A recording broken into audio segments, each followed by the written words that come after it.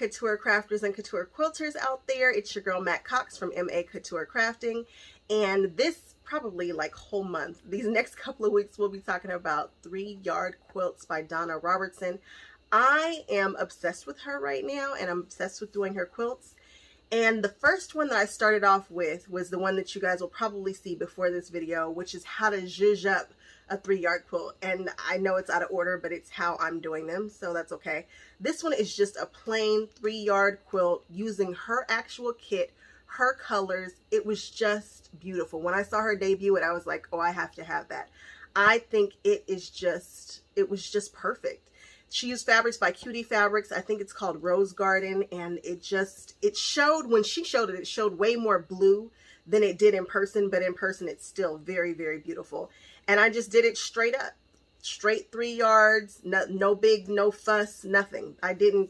Well, I'll probably change the border on one of them. I'm actually doing 2 of them from that fabric, but I think it's just easy. It's pretty beginner friendly. There are a lot of half square triangles, and half square triangles are life-changing once you figure out how to do them and do them well. And I had a lot of quilts that I needed to get done in a very short amount of time, and this was the way to do it. 3-yard quilts all day long. Again, I'm obsessed. That particular pattern comes out of Quick as a Wink. I really like this book. I've done a few out of this book at this point, so maybe this book is my particular jam. She has a lot of different books with different patterns in them, and her concept is 3 yards. So you grab 3 yards of fabric and you can do a quilt top. Now you can't do the whole quilt, but you can do a quilt top.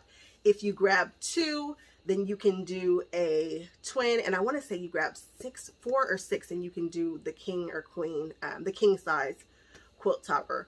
And I have very few complaints about her patterns. The few things that I wish that she had changed or would change are in the previous video about how to zhuzh up the 3-yard quilts. But other than that, if you are a beginner, I suggest you grab one of these, especially if you're intimidated about trying a super huge quilt. Although I believe that your first quilt should be about a twin size. That's just me personally. I've decided that's how I feel. But other than that, guys, check her out. I'm telling you, oh, I just love them. All right, guys, keep watching if you'd like to see me do the Modern Charm. Okay, let's do this Modern Charm.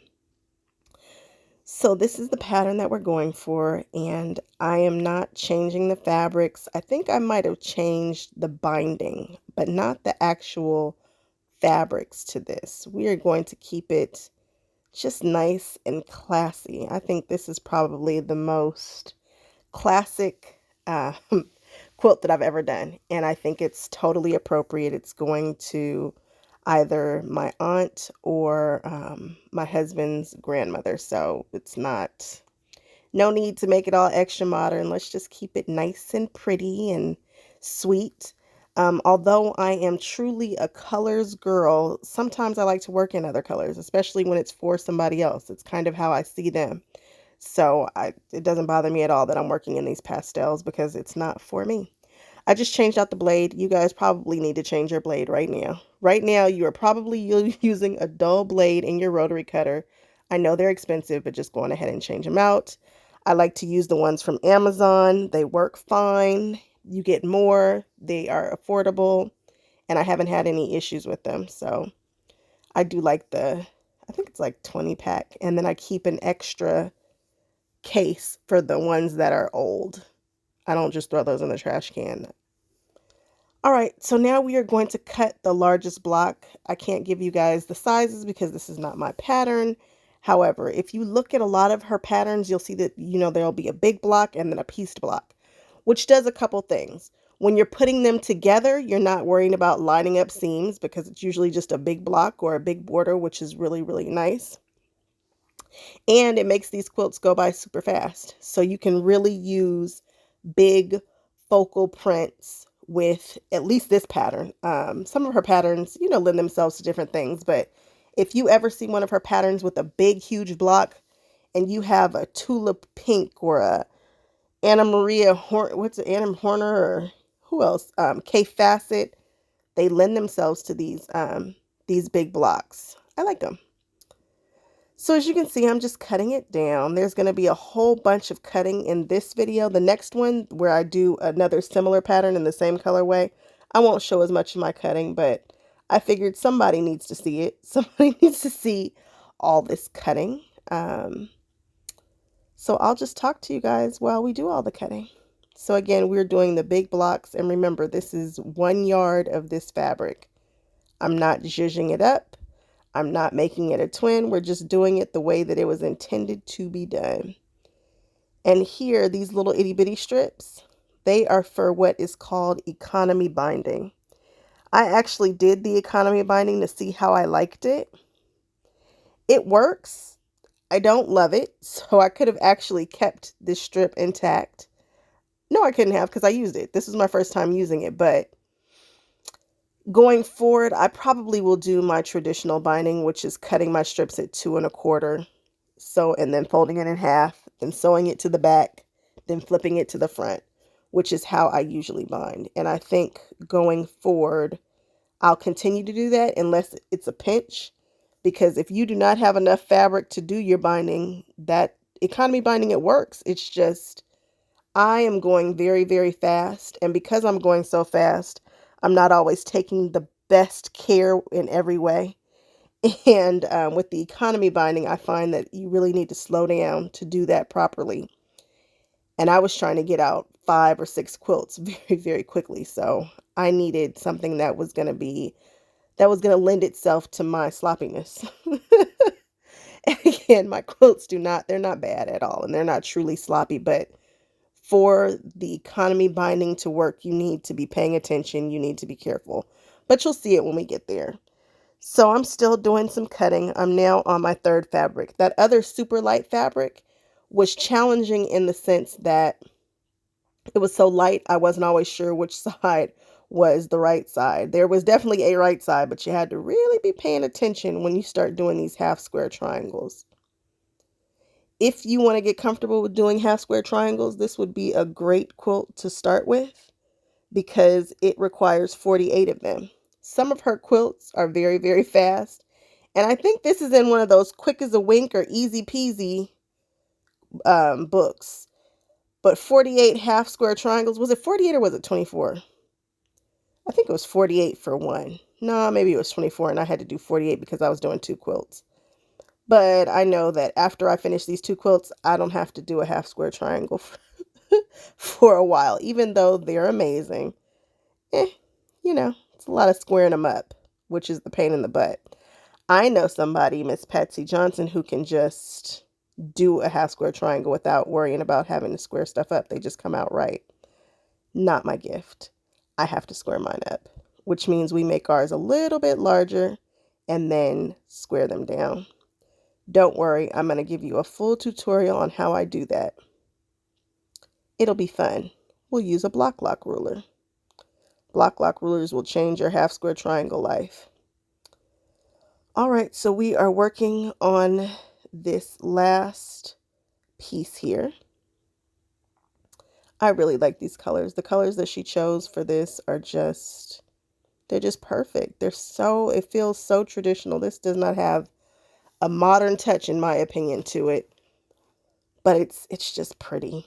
It does give me the warm and fuzzies. It feels like it could go in any of those old quilt shops that I've been going to, like Peacemakers. Like, this would look so cute hanging up in Peacemakers. If you haven't seen that video, check it out. I am stacking my strips on top of one another to get rid of the selvage. When you are doing borders and binding anything in this quilt, you do not join them on a miter, so you don't cross them over, because with these quilts you really want to use every last bit of the fabric. You have 3 yards and you're trying to use the majority of these 3 yards. You don't have a lot to fudge with. So if you're scared that you are going to mess up something, you might want to get a little bit extra, because these 3 yards pretty much get used all the way up in these quilts. They are kind of measured to the T. So that's just something else. And I mean, it's not going to hurt you to have a little leftover. You can always make a bag for your quilt with the leftovers. or you can gift your stash like I do. I just go on ahead and gift my scraps because once I've used the fabric, usually I don't want to use it again. There's too much beautiful fabric out there. All right, let's half square triangle it up. That yellow thing that I'm using is called a magic wand. What it does is gives me a 1/4 inch from the center. So you'll see a line down the center. See it? Line down the center. And I'm using a friction pin on the wrong side of the fabric. And I'm drawing a line on either side. And I do that to half of the stack. You don't need to do it on both sides, just one side.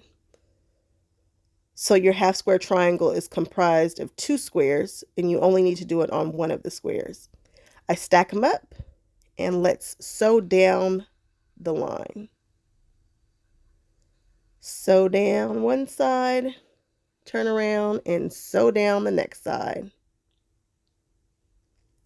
I don't think I clipped my threads there. I think I just pulled the thread out and kept going. And now we've sewn down those lines that we just drew. And then I remembered, hey, new machine, I need to put my tape down. Because if the triangle or the square is small enough, you really do not need to draw the lines. You can ride the line and you don't have to worry about it. I take the tape and I pull it all the way through to make sure that it's in the center of that needle. And then I cut it so it doesn't interfere with my feed dogs. Now my square is too big for me to see what's going on, so I still have to mark these. But when I'm doing regular joining of strips and stuff, I don't have an issue because I can see those lines. The red line, of course, is center, and then the blue lines on the right and the left are a 1/4 inch away. And if you see, when I get farther up, you can see that end just rides up the blue line. So cool. Now we're going to cut it straight down the middle. So remember, we sewed to the right and to the left of center. Now we're just going to open these up. I should not be pushing or pulling. I should be pushing that straight down. Do not iron, press. So I should have just dropped my iron directly on that. That's why I have distortion. Don't worry, it'll still come out, but I can recognize what I need to change. So this is that Bloc Loc ruler that I'm telling you guys about. And you go on ahead and you lock it, twist it, and trim it. I'm going to give you guys a close-up in just a moment because it is very, very interesting how it all comes together. So I'm just using a sponge to clean up all of the excess there. And there's some banana pudding that my mother brought me. Do not stack these up and cut them. You're going to think that they're centered, but they're not. They are absolutely not going to be centered, and you might even hit your seam, so don't do that. So I'm taking the words that say Bloc Loc on there, and I'm putting it on the light side, and then I'm pulling it down, and I'm trimming it off. And that's the whole process for that entire stack. You put it down, you lock it in place, you trim up, you trim across. Rotate it, pull it down, you trim up, and you trim across. Pull it back down, make sure that it's these right here are 3.5 inches. Okay, let's look at it close up. You see that it says Bloc Loc on the side? The way that I pressed my seam was to the dark side, to that darker side there. So I put this down and I pull it, and you see how it locks and it pulls that fabric? Love that. So I'm making sure that each square is more than 3.5. So it's more than 3.5, but it's got those tails hanging over the sides. So you're just going to chop it up, run up the side, and then go across the top. You see how it's more than 3.5 on the left-hand side and more than 3.5 on the bottom. That's what you're going for, because when you turn it, you're going to put pressure on both sides and rotate it around and just slide the ruler down and make sure that it's still locked. And you're going to slide that all the way down to the 3.5. Bam. There we go. Now you're going to take your rotary cutter and slice it off, and you will have a very, very close to perfect 3.5 by 3.5 half-inch square triangle. So you just want to make sure that you cut your squares larger than 3.5 because you're going to end up taking off a sliver there. So I don't have a lot of waste. And so now I'm just checking. See, look, now I see that I have a perfect 3.5 and that diagonal angle goes right up through there. And that's how you know you've done it correctly.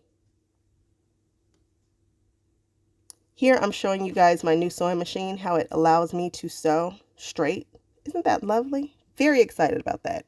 If you haven't seen my video, watch the video that's the Juki versus the HD9 and why I bought it. All right, so let's put out all of our squares. And we've got to turn them and twist them to make sure that we have the proper churn dash, which is the term for this particular block. So those old blades that I told you I keep, I put them in this little contraption right here.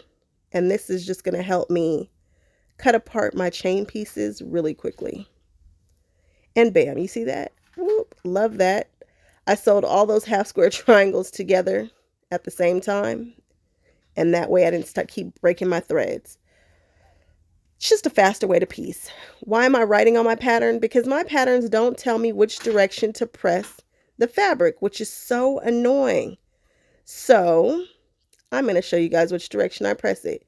You want to try to press away from where all the bulk is. So I'm pressing these ones on the left to the center because that's where the least amount of the bulk is. And then all the ones in the center, I'm going to press to the outsides. But I chain piece that center too. So the outside ones, the ones in the middle, got pressed. Actually, the ones on the outside got pressed towards the center. The ones on the outside, I think, is that the way I did it? I'm trying to help you guys out. I'm confused. Let's see. Oh, there we go. The ones on the outsides got pressed towards the center. The one in the center got pressed towards the outside. And that way we have what we call nesting seams. And I'm just going to put a pin in both sides to hold it in place.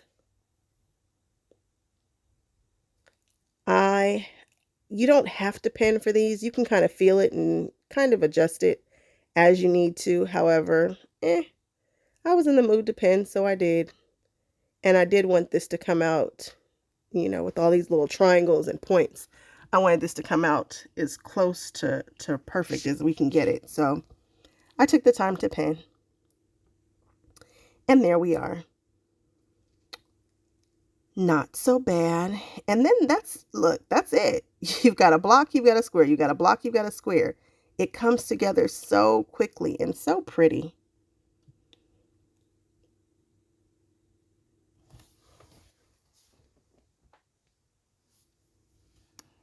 Look at that fabric. Oh, I just love it. And there you have a churn dash block. So now all I have to do is sew them together in rows. And you see the pattern, it just calls for 4 in each row.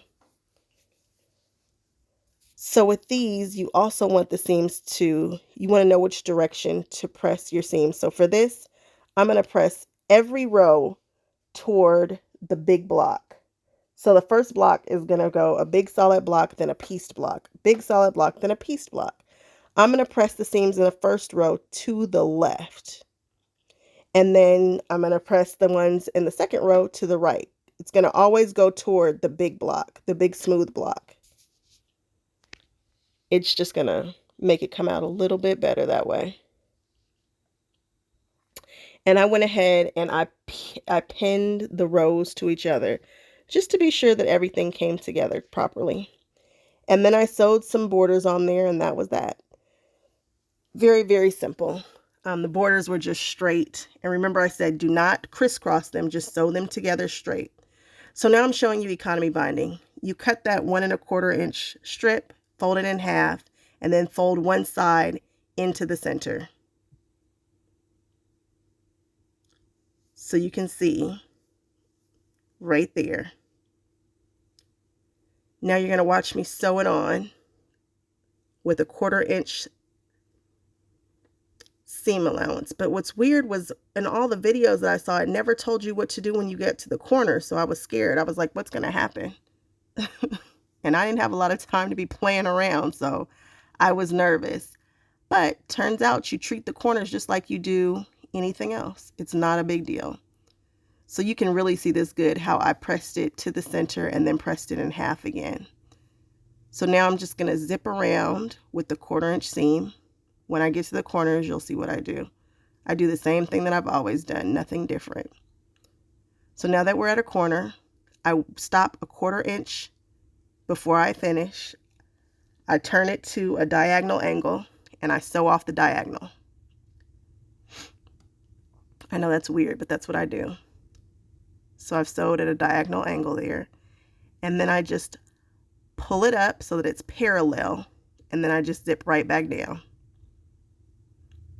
It's nothing different than a regular binding method. And then you just keep going. This machine really makes it quite fast. So then I join them. I have stopped joining my binding on a miter. It's just too difficult for me to remember which direction to turn what and all of that.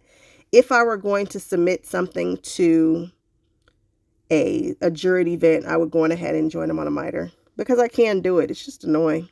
So instead, I just overlap my strips 1/4 inch, put them together on the straight edge and sew down and go on about my business. Yes, it's not as smooth, but it's also not that big of a deal. These are going to family. I really don't think they are going to be judging my binding.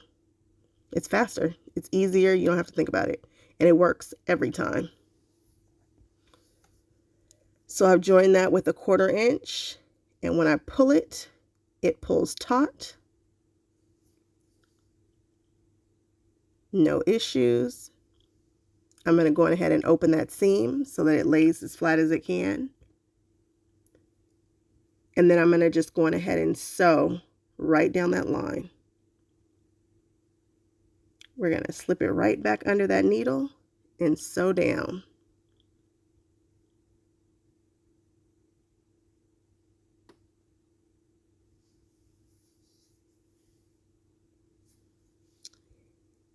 And we are not having an earthquake. I just simply hit the camera because it's in a really weird place. I'm going to make sure those seams are open. And we're going to sew all the way down.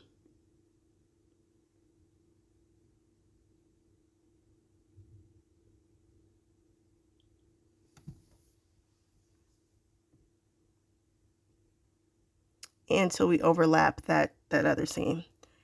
And I used black thread. I should not have used black thread, but I did. I didn't feel like changing it out because I don't have all my bobbins yet. All right, so for these corners, I was like, what are we going to do? So you fold it over and you fold that back down to the center where you've already pressed. And bam, that's your binding. Easy peasy, right?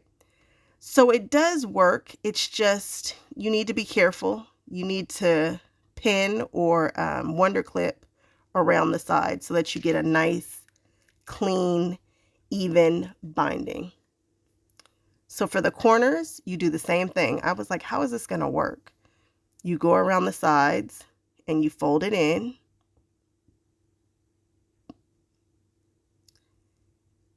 Fold it over. And I'm zooming in for you. Don't worry. There we go. So you're going to fold it down. I'm showing you the crease marks.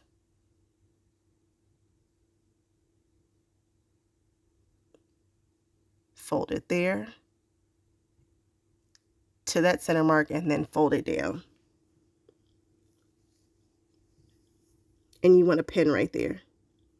When you get to the corner, you do the same thing. You're going to fold it in. It looks good on that side. Looks really pretty.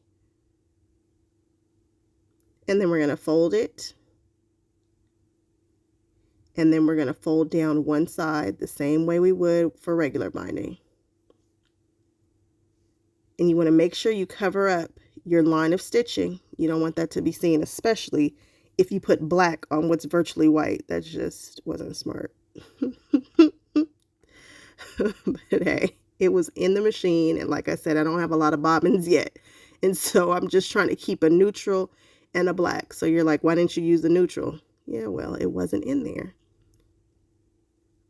So you see how this is going? And I'm taking my time to show you guys this because I couldn't find a video on this, so I just went with it, and it totally worked.